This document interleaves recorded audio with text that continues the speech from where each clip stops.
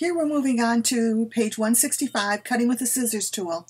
There are two ways to cut, two different cutting tools, and they do two different things. So we're going to work with the scissors tool in this one. First thing we need to do is get your regular selection tool and click on the select pull down menu and choose all on active artboard. We want to select this entire dish up from ice cream. We're actually going to cause a little bit of an extension to come in. We're going to separate the bottom half, or the bottom part of this dish, this part down here, we're going to separate it from the top and then just have the computer create a little line segment to connect the two parts back together again. So we're actually stretching the shape of it out a little bit, pulling it out and putting new segments in, all with the scissors tool and the commands of the join on Illustrator. So what we want to do now is get the scissors tool. The scissors tool lives in the toolbar under the eraser tool. You might be seeing the eraser tool right now. You want to go choose the scissors tool. Now what the scissors tool does is it allows you to click to separate something. We're going to click on an anchor point here and we're going to come down here. Now there's a point E on each side. One of them's labeled, one side is labeled, one side is not, but that same point is point E on both sides. It doesn't matter which one you do first. The scissors tool looks like this when you've got it selected. We're going to come over here and we're going to click right on that anchor point.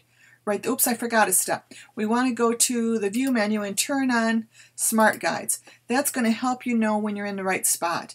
When you get exactly in the right spot, I'm seeing a little green word here that says anchor to indicate I'm on an anchor point.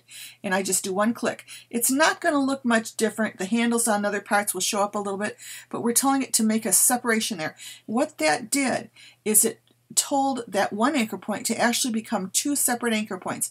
One that's connected to the top part of the artwork and another one in the same position that's connected to the bottom part of the artwork. Now we're going to do the same thing on this side. Move my mouse over until I see the word anchor show up.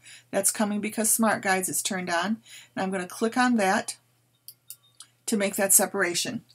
Now I want to go get my selection tool and I'm going to select just the bottom. It was already selected, but I want to show you again. It was selected automatically, but to make sure it's selected, I'm clicking off, then clicking on the black stroke near the bottom.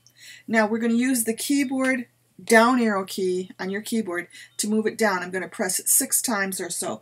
1, 2, 3, 4, 5, 6. And that's causing a gap to appear between those two. I think it's going to be easier with this next step if I turn off viewing the template in my layer panel so you can see the gap a little better. See the gap there and the gap here? Now, I want to tell these two sides that they need to become one. I'm going to get my direct selection tool for this, and my method is a little bit different here than the book's method. I'm going to use my direct selection tool here, and I'm going to just surround those two endpoints there. So there's an anchor point there that's selected and an anchor point there that is selected. And I'm going to press on a Mac, Command-J or Control-J on Windows. Then I'm going to go do the same thing on the other side. I'm going to take my mouse and stretch across those 2 points over there and do Command-J or Control-J. And now I have made that back into one object. With my regular selection tool, I can see that. And with that it being one object, I finished this activity. We have completed down to the bottom of page, or the top of page 166, where we've joined them together.